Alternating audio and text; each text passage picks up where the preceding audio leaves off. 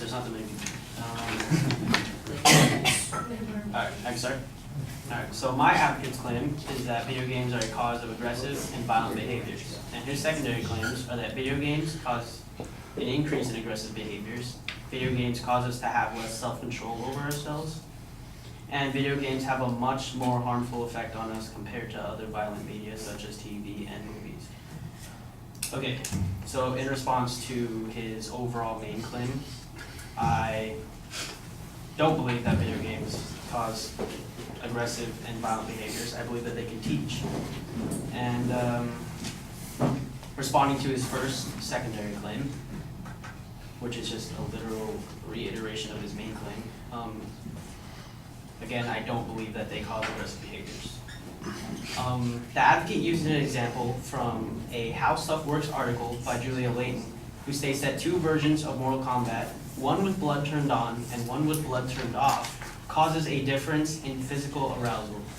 Now, I'm not sure what this means. Do people want to kiss each other? Like, I don't get what physical arousal means. I don't know how that causes more violence. The advocate also uses another test example from Julia Layton, stating that students who played a violent video game rather than a non-violent video game delivered longer, louder audio bursts to their opponents. The test fails to admit how many students actually delivered longer, louder audio bursts, and also fails to factor in the background of these college students. Were they able to choose the game they wanted to play? If so, the more already violent prone probably chose the violent video game. The article by Julia Layton also explains that when young people are playing a violent video game, their blood pressure and heart rate increases, and fight or flight hormones like adrenaline flood the brain.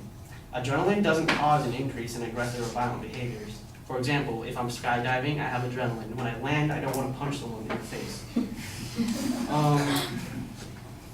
I believe games can teach people many things, and Forbes magazine supports this by saying DragonBox, a video game app available for Android and iPhones, teaches algebra with simple icons and easy to use drag and drop functions. When I was younger, I actually learned about Chinese history and the ancient Three Kingdoms by playing a video game called Dynasty Warriors.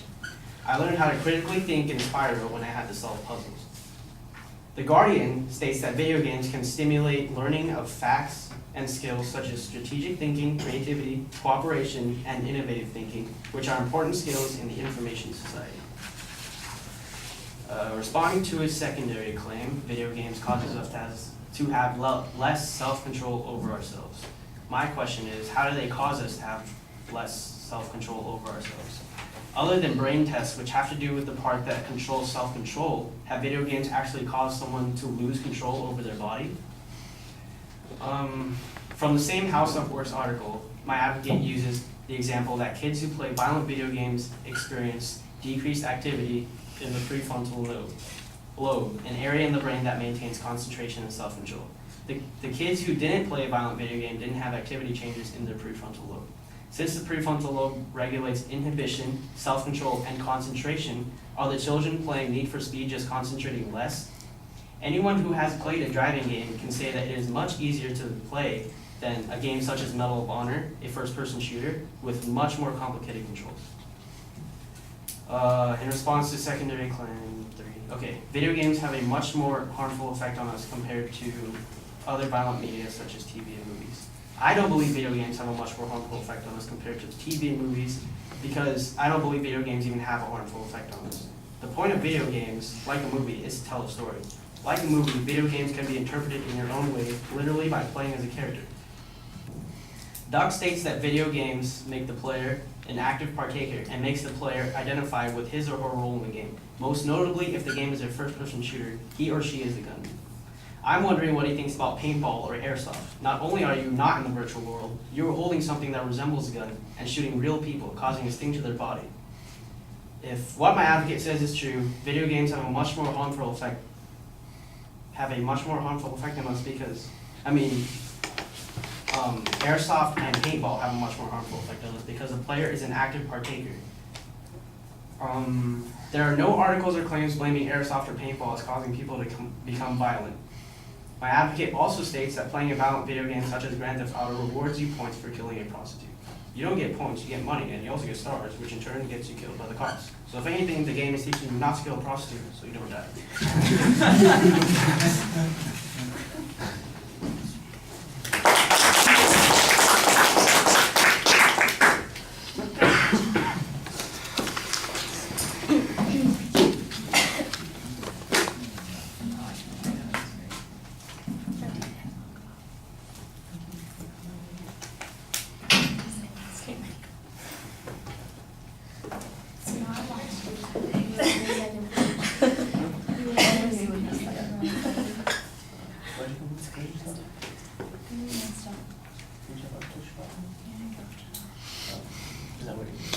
All right, the structural stuff is labeled pretty well. You've got a general counterclaim about teaching that only is applied to the first argument. So I think I would go ahead and wait until you got to that first argument to make it instead of previewing it.